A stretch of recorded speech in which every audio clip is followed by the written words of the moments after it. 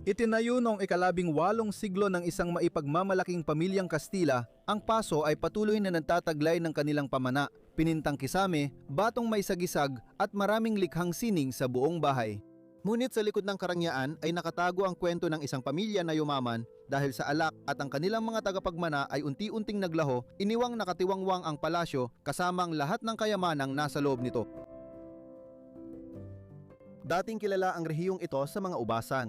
Yumaman ang mga pamilyang tulad ng pamilyang nagtayo ng palasyong ito dahil sa kalakalan ng alak. Ang kanilang pangalan ay kaugnay ng lupa at simbahan.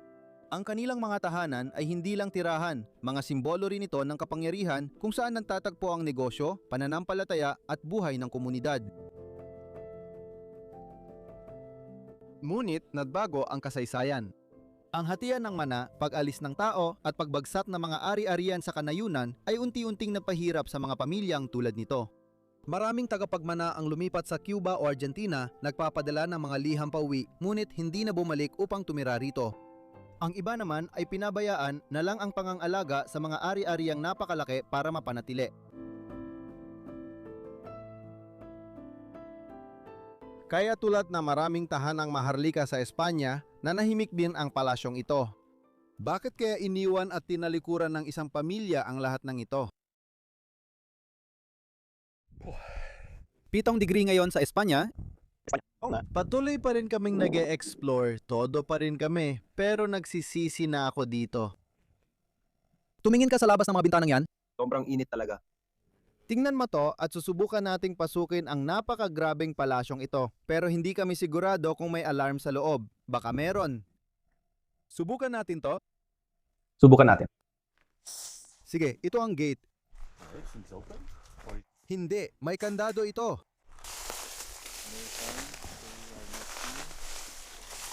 Sige, tingin ko may sanga dito na pwede tapakan.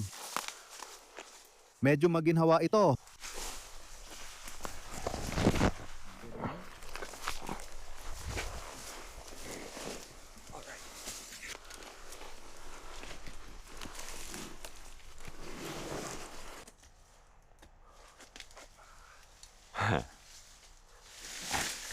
Ingat ka pare, ingat ka. Ayos ka lang ba? Tara na.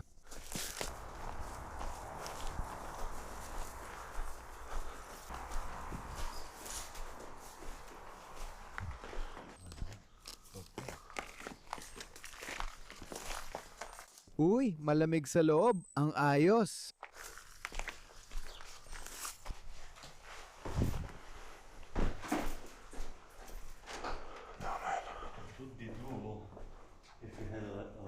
Oo, may hagdan pero kaya gawin.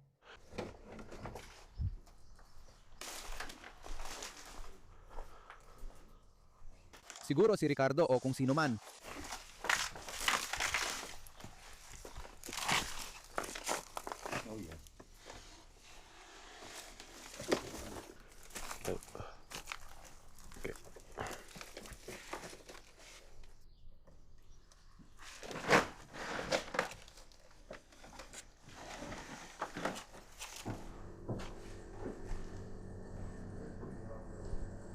Wow, parang kaduda-duda to.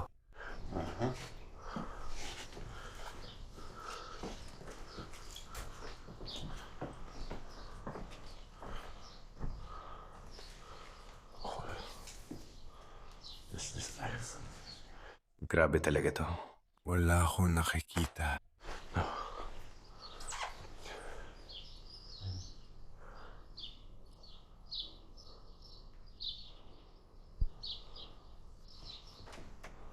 Sige, hindi madaanan ang bahaging ito.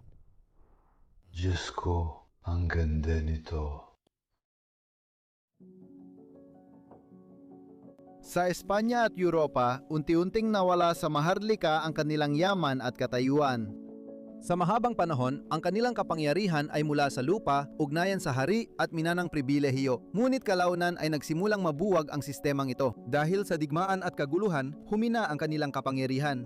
Hinamon ng mga revolusyon ang kanilang karapatan at napunta ang yaman sa mga mangangalakal at tagapondo dahil sa bagong industriya. Pagsapit ng ika-19 at ika-20 siglo, maraming maharlikang sambahayan ang hindi na kayang tustusan ang gastusin ng mga lupain at unti-unting lumiit ang kanilang yaman.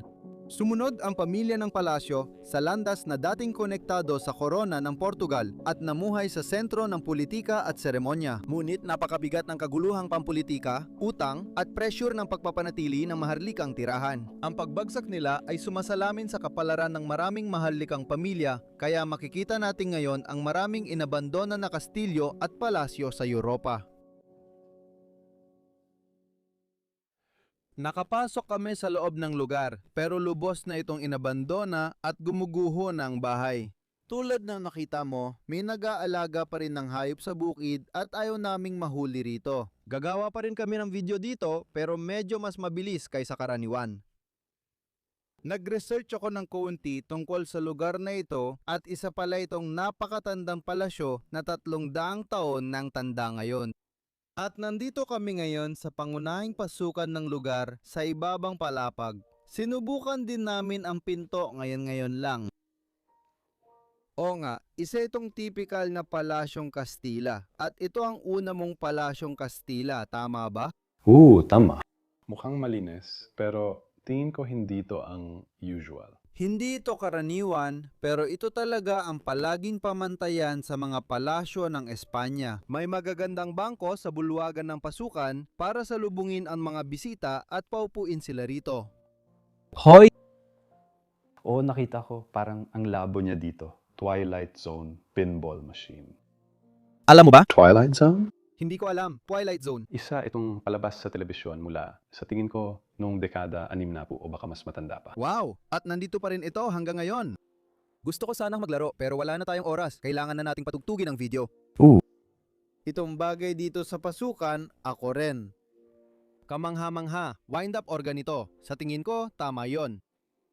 Mahirap sabihin kasi di natin mabuksan. Pero hindi ko rin ito iikot dahil masyadong maingay yon. Siguro ito. Oo, dito mo gawin. Makikita mo ang mga kwerdas at mga martilyo. Kaya parang piano rin ito. O, nakikita ko rin yung scroll doon na may mga pin. Oo, sigurado akong isa itong uri ng music box, isang makinang pangmusika. Oo, marami kaming ganyan sa Netherlands.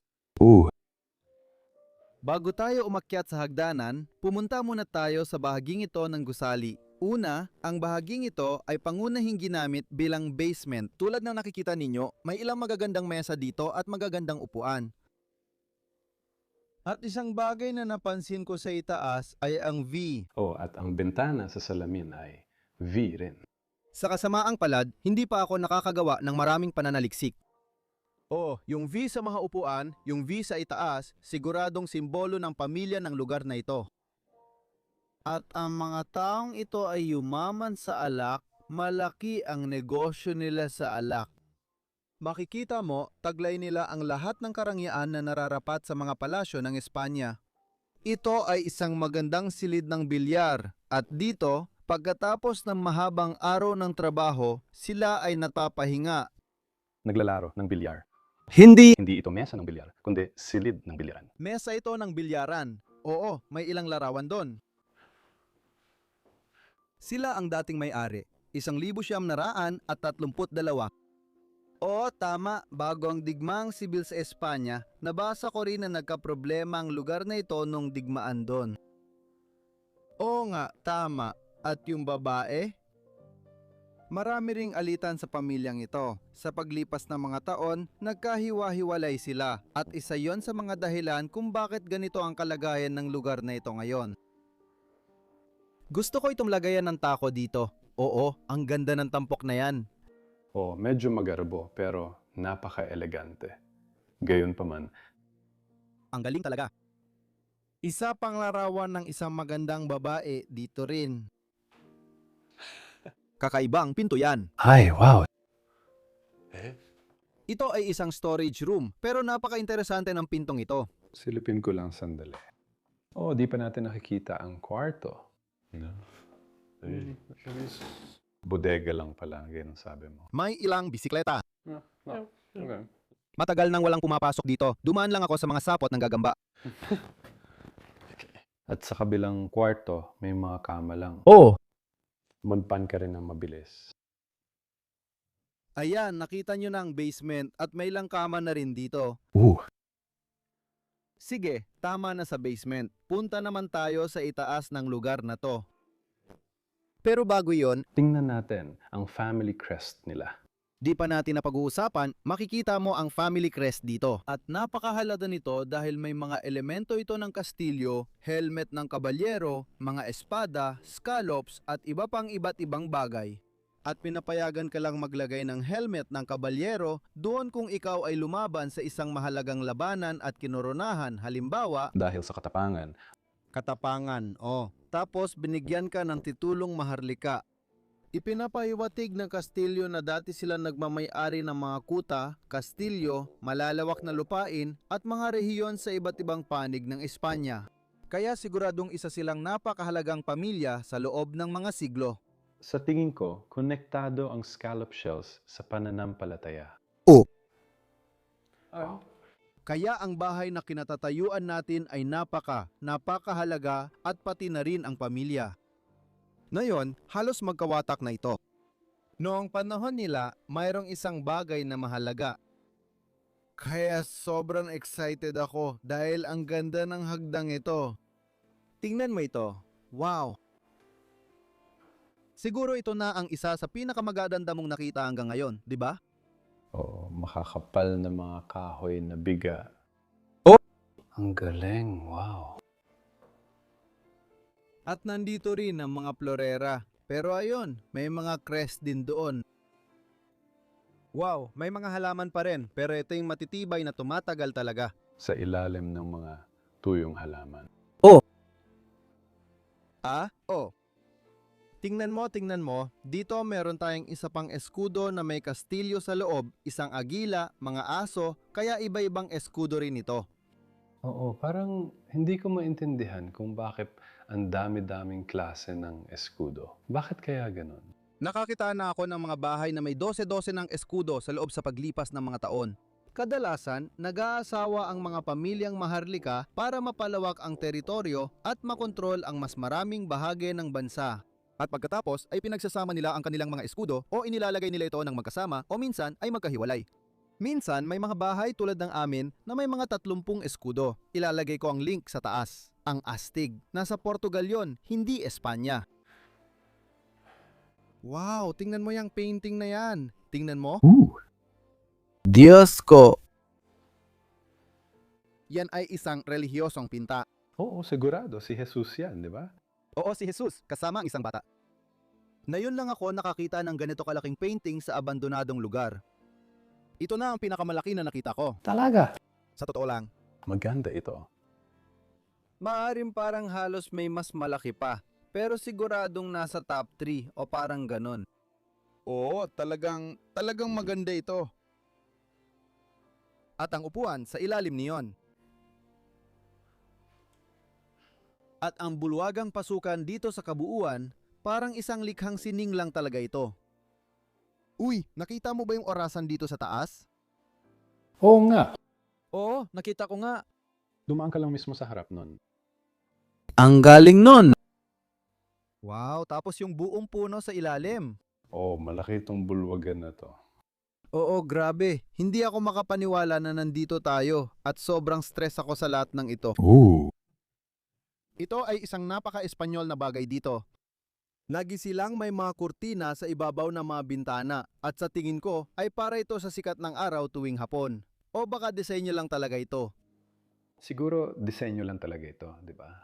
Oh! Hindi umabot hanggang baba para harangan ang araw. Siguradong hindi ito para harangan ang araw. Na yon. Sige, punta tayo dito sa loob ng bahay. Gusto kong tingnan ito. Alam mo kung ano ang ipinapaalala niyan sa akin? Isang Nautilus? Oh, sandali. Talaga bang yun ang iniisip mo? Oo, bomba yon. Isang mina. Ooh. At may korona ito sa ibabaw. Ipinapakita nito ang pagiging maharlika ng pamilya. Muli, Napaka-interesanteng piraso. gusto ko na pareho tayo ng pag-iisip. Grabe ang kwartong ito. Ito ang malaking kainan ng lugar. Dati, nasa gitna ang mesa. Dito sila nagdaraos ng mga marangyang handaan. Malamang may pinakabunggang hapunan dito para sa lahat ng maharlikang kaibigan at pamilya. Ang ganda ng lugar na yan. Tingnan natin ang mga upuang ito. Baka sila rin. Meron din. Ang sagisag ng pamilya doon. Ibig kong sabihin, mas simple ang mga yon kaysa sa nasa ibaba. Oh, pero may V pa rin dun. Oh, o baka ito ay LV. Sa tingin ko, LV ito. Kaya parang kakaiba ulit. Pagsasanib ito ng mga pamilya at may corona rin. Ang ganda, oo. Yung chandelier dito ay kakaiba rin. Oh, medyo mababa rin. Sa bintana, makikita na naman natin ang letrang V ng pamilya. Isang V lang. Wow. At sa tingin ko, isa sa mga paboritoong bahagi sa kwartong ito ay ang fireplace. Oh, pati na rin itong napakalaking peraso. Maganda at mahusay ang mga ukit. Tatawagin mo ba itong ukit? Gawang bato siguro, pero magandang tawagin din itong ukit. Tinitingnan ko kung anong bato ito, pero parang marmol. Wow, malamang kasing tanda na rin ang bahay mismo. Ito na to. Sa tingin ko, may V din dyan. Oo, naisip ko rin, pero hindi na yan. Sa tingin ko, marka lang yan ng kumpanya. Oo. Wow, sige, ang galing mo. Sige, ipakita natin ang lugar.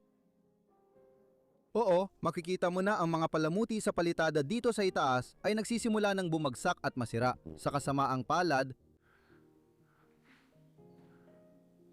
meron tayong kabinet dito na puno ng mga plato na ginagamit nila noon sa mga magagarbong hapunan at mga party. Paano mo kaya maabot ang mga plato na yan? Sa tingin ko, kailangan mo ng maliit na hagdan para makaakyat. Sana may maliit na hagdan makukuha para abutin ng ilan sa mga yon. Oo, tingnan mo. Kung nagkaroon ako ng pagkakataon na sumali sa isa sa mga party na ito, sasali ako. Magbabayad ako para riyan, sigurado. At ano naman ang meron tayo dito sa bahaging ito? Mainit dito sa loob. Oh, dito ay mainit. Oo, 47 degree niya yan sa Espanya. Isa ito sa pinakamainit na araw ng taon, may heatwave pa, kaya nagpa siya kaming mag-explore. Oh, pero noong Martes sa ilang bahagi ng Espanya, umabot ito sa 47 degree. Oo, sa Sevilla sa Martes, abot ito sa 47 degree. Sa tingin ko, halos isa ito sa pinakamataas na temperaturang naitala. Isa ito sa mga paborito kong mesa. Hindi pa tayo nakakatagpo ng ganito sa ating mga paggalugad, pero ito ay isang tradisyonal na secretary desk. Sa tingin ko, ito ay mula pa noong simula na ika-11 na siglo. Nakakatawa kasi gusto ko laging buksan ang mga drawer na ito at minsan may makikita kang nakatagong compartment sa ilan dito. Tama! Halimbawa, kung pupunta ka sa likod dito, minsan pwede kang may mahila at makakakita ka ng parang compartment kung saan nila nilalagay ang kanilang alahas o mga importanteng dokumento o mga bagay na ganoon. Oo, ipakita nga natin ang mga taong ito rito sa pader. Hindi ko nga alam ito. Siguradong bahagi sila ng pamilyang ito.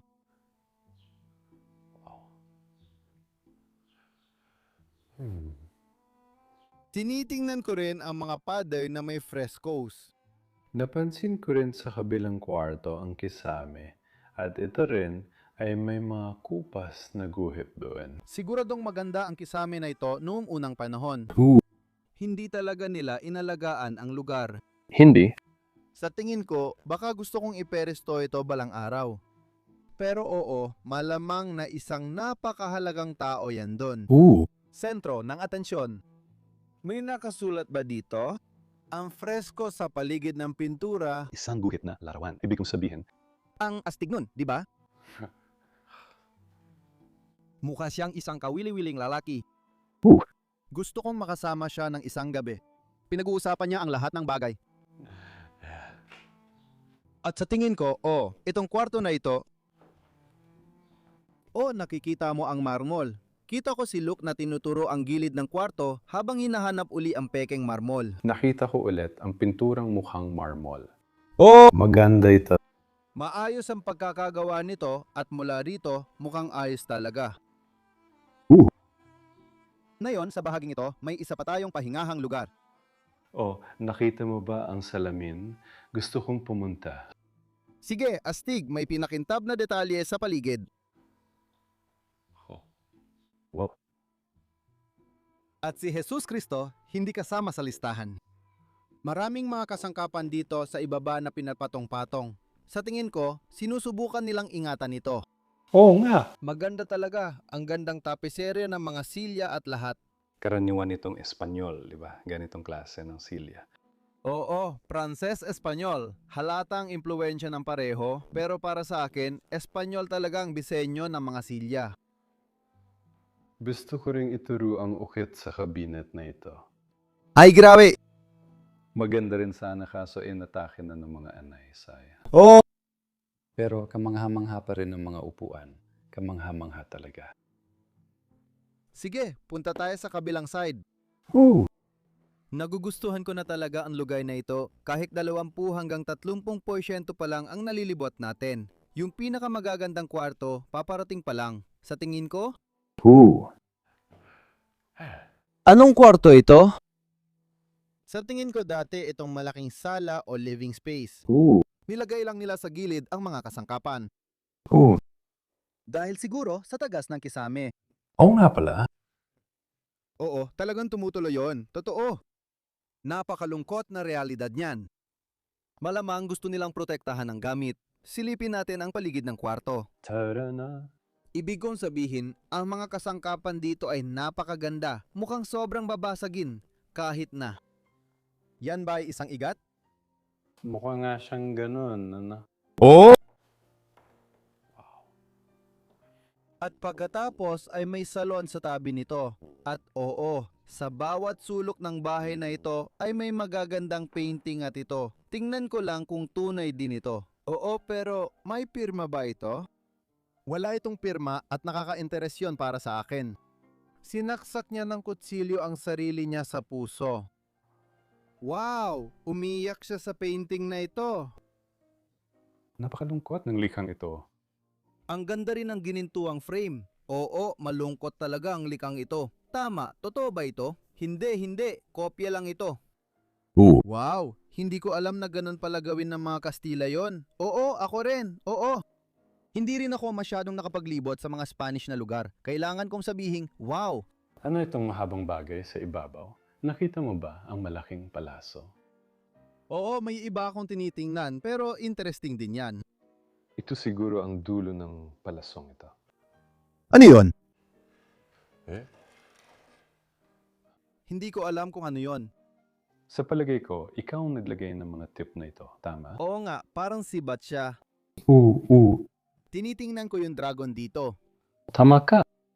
Pero tingnan mo, sa taas niyan, may crest na di natin napapansin. Ay, wow. O, isang buong inukit na crest na gawa sa kahoy na may kastilyo at dragon doon. Nakakabaliw, may dragon na lumalaban sa aso at isang lalaki o iba pa. Gustong-gusto ko ang panahon ng mga alamat noon. Ang ganda talaga. Mukhang pininturang fireplace lang, hindi totoo. Sasabihin ko, peking fireplace. Oo, sasabihin ko rin yon. At yung mga upuan sa ilalim nito, mga upuang pang-director yan, pwede mong tawagin. At mayroon din silang mga crest ng pamilyang ito mismo. Ang nakikita natin sa ibaba. Ang astig din ng mga upuang ito. Sa tingin ko, sobrang marupok na ng sahig na ito ngayon. Oo, wag na tayong dumaan sa tagas ng kable. Di ko dapat tumayo dito, pero gusto ko lang ipakita ang gandang chandelier. Gawa rin sa cut glass. Wow, isang obra maestra ito at wala itong kuryente. Ito, hindi. Oo, may ilang bumbilya akong nakikita doon. Oo, may ilan pa sa taas. Yung iba kandila na lang. Maganda ang contrast niyan sa tingin ko. Oo, sa tingin ko rin. Pinananatili pa rin ang luma pero tinatanggap ang bago. Sige! Oh, ito pa isa. Oh, wow, para sa akin, sobrang Spanish niyan. Ah, tama. Sa lahat na nakita ko, parang may perlas doon. Kawili-wiling piraso. Dahil ba sa mga butil na palamuti, kaya mo nasabing Spanish ito? Oo. Oo, kasi nakakita na ako ng maraming chandelier na ganito sa Espanya na may mga beads, tapos pati sa Portugal. Ito, yung cylindrical. Oo, Gusto ko yung mga ganon. talagang kamangha-mangha ito. Lakarin mo lang paikot ng mesa. Tauhang militar. Pero ang talagang gusto ko ay may kastilyo siya sa kuwelyo niya. Di ba? Maring siya ang nabigay karangalan sa pamilya. Kaya may helmet sa kanilang sagisag. Oh! Sino ba ang nakakalam? Baka isa siya sa mga mandirigmang alamat noon. Oo nga, Rapwet. Napakaganda talaga ng painting na ito. Minsan may mga nakasulat sa likod, pero itong isa wala. Wala, pero kung pwede mo muna itong ibaba, pag-usapan natin ito. Salamin. Oo nga, ang ginintuan na salamin na ganito ay napakaganda. Ang pagkakaginto ay mahusay at mas Italyano ito kaysa Kastila. Talaga? Kasi nakita ko sa Italia ang mga ganitong malalaking salamin na natatakpan ng makinang na gintong plating at may mga dahon. Sige, dahan-dahan nating ibabalik ang mahal nating tao. At tumingin tayo dito. Oo, May isa pa tayong relihiyosong piraso. Alam ko na kung para saan ang mga palaso. para itaas ang mga kurtina. Ayos yan. At yun din ang ilang bahagi sa ibabaw ng fireplace. Yung mga ulo. Kaya pala ito lang ang panghawak ng kurtina. Oo, ang astig talaga niyan. Tingin ko overdoor talaga tawag dito. Hindi ako sigurado kung pwede sa kurtina, pero overdoor ito para sa akin. Magandang side table at itong kanto dito ay interesante rin, yung marble na mesa. Tingnan mo, maliit na aso, yan ay footrest. Wow! Ang gaganda ng mga kasangkapang ito. Pwede rin nating tingnan dito sa loob. Silipin natin sandali. Kailangan lang nating mag-ingat kasi kitang-kita tayo ng mga kapitbahay dito sa Harden. May mga kamangha-manghang alpombra rito at may mga agila rin. At isang eskudo ng pamilya. Pati na rin itong upuan sa gilid na ito. Nakita mo na ba? Navy, eskudo at korona din ito. Tugma itong upuan. May korona ang upuang iyon. Hindi nga. Napakayaman at maharlika ng mga taong ito. Sila ay kabilang sa pinakamataas na uri ng lipunan.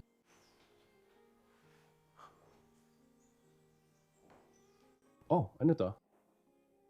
Isang malaking larawan sa tingin ko mula sa isang paaralan nung unang panahon. Oo nga. At dito naman ay meron tayong kamanghamanghang grandfather clock at pati ito ay may korona sa itaas. Totoo yan. Oo, talagang gusto nilang ipakita na sila ay maharlika. Grabe. Pwede ko lang siyang titigan ng matagal. It's There's- so beautiful. May isang bahagi pa ng hagdan doon na kailangan pa nating ipakita. At ang pangunahing kwarto. Abangan mo yan dahil napakaganda talaga nun. Sobrang engrande nito. Sobra talaga. Pero napakaganda at pulido ang pagkakagawa.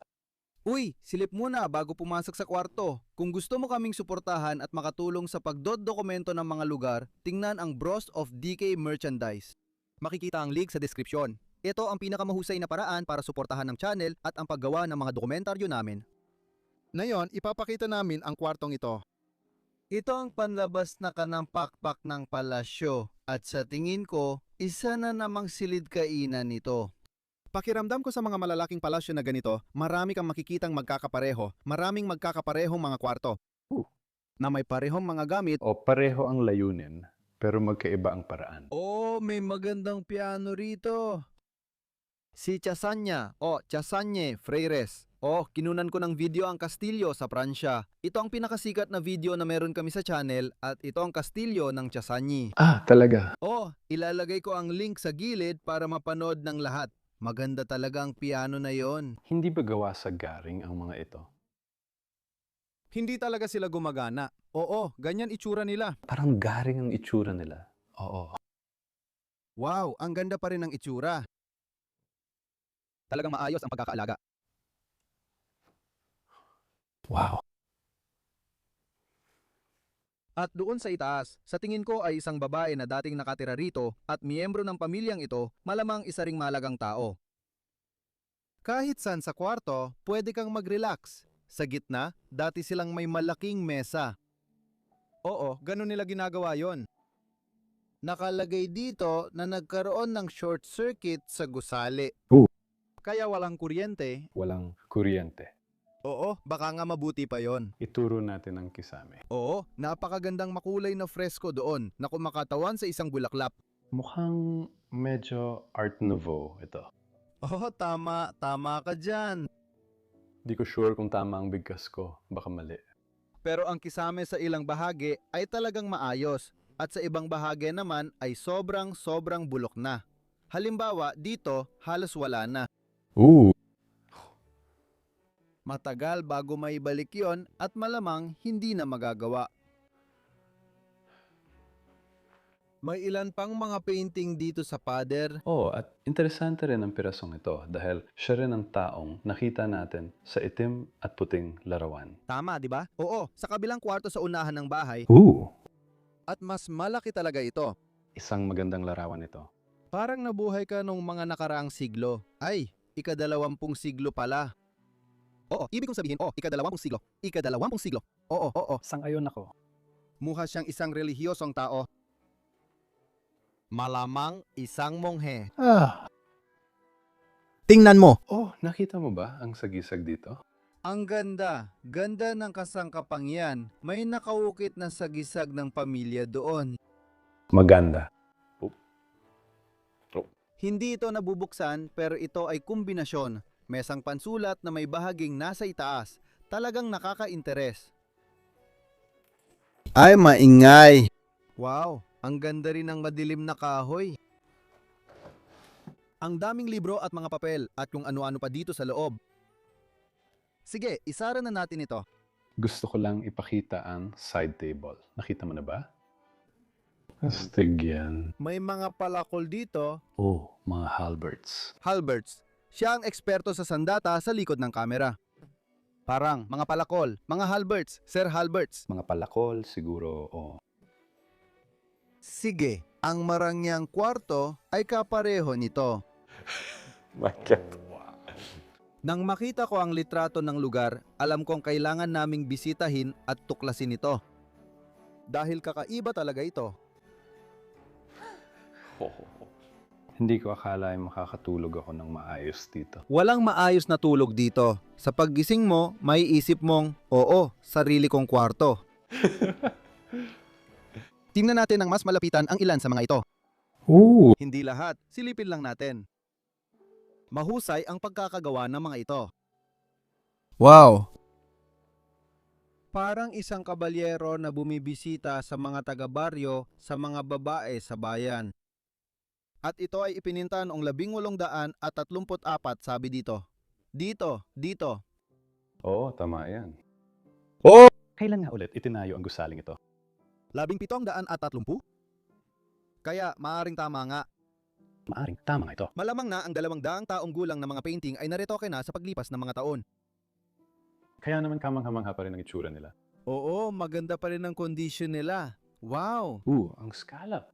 ang galing nun. Simbolo ng pamilya nila.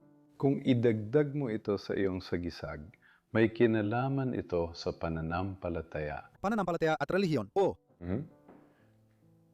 Talagang napaka-relihiyosong mga tao. Kaya maaring ganoon nga. Wow. At kahit dito sa privacy screen, nandun din ang burda ng sagisag ng pamilya.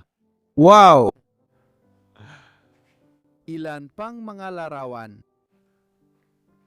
Tinitingnan ko kung parang may kwento ito, pero hindi ako sigurado kasi parang si Don Quixote itong Monkey Hotel. Sa silid tulugan ng abandonadong palasyo, ang mga pader ang nagsasalaysay. Ipininta sa mga panel ang mga eksena mula sa buhay ni Don Quixote, ang pinakasikat na kabalyero ng Espanya na likha ni Miguel de Cervantes noong unang bahagi ng 1600. Ang kwento ay tungkol sa isang matandang maharlika na dahil sa pagbabasa ng maraming aklat tungkol sa kabalyero, nagpasya muling buhayin ang panahon ng pagkakabalyero. Akala niya higante ang mga windmill, prinsesa ang mga babaeng magsasaka at mahiwagang kastilyo ang mga bahay panuluyan. Kasama niyang sakay si Sancho Panza, ang tapat ngunit nagdududang eskudero. Magkasama silang naging simbolo ng pag-asa, kahangalan at tapang na may maling akala. Bakit ilalagay ang kwentong ito sa pribadong silid tulugan nila? Noong ika-18 at ika-19 na siglo si Don Quixote ay hindi na lang nobela kundi naging simbolo ng katatagan at imahinasyon ng Espanya. Para sa pamilyang ito, ang mga painting ay nagpapakita ng kanilang pagmamalaki sa kultura at ideal. Araw-araw nagsilbi silang paalala ng katapangan, katalinuhan at ng malabong hangganan sa pagitan ng realidad at ambisyon. Habang nagkakalas ang plaster at kumukupas ang kulay, nananatili si Don Quixote sa mga pader bilang kumukupas na tagapagbantay ng mga pagpapahalaga at pangarap ng dating mga naninirahan dito. Oh, sobrang stimulasyon. Hindi. Ang ibig kong sabihin, ang kwento ni Don Quixote. Ang kwento ni Don Quixote. Oo, tungkol sa kabalyero na lumalaban sa mga windmill na akala niya ay mga dragon at meron din ito. Oh, pero tingnan mo, siya pa rin ang parehong kabalyero na laging bumabalik kahit saan. Siguradong may kwento rito. Susubukan naming tuklasin ito. Oo, baka nga magkamali pa kami ng direksyon sa kwento. Meron pang isa. Nandito, siya ay nakapiring look. Nakapiring ang mga mata. Maaring may taboy o iba pa. Oh! Si Don Quixote to. O, tingnan mo, umaasta silang parang dragon. Ay, pakiusap. Si Don Quixote yan, sigurado ako. Oo, kasi may hawak din silang pambuga at binubugaan siya ng hangin. Oh, niloloko siya para isipin niya yung dragon ang kalaban niya. Sigurado ako na yun na yun, di ba? Oh, hindi ko alam ang kwento ni Don Quixote, pero siguradong magre-research ako pag uwi ko. Tingnan mo yan, nakikipaglaban siya sa isang leon o kung anuman. Oh. Ang astig nito. Buong kwento sa kwarto mo. Oh, ang galing.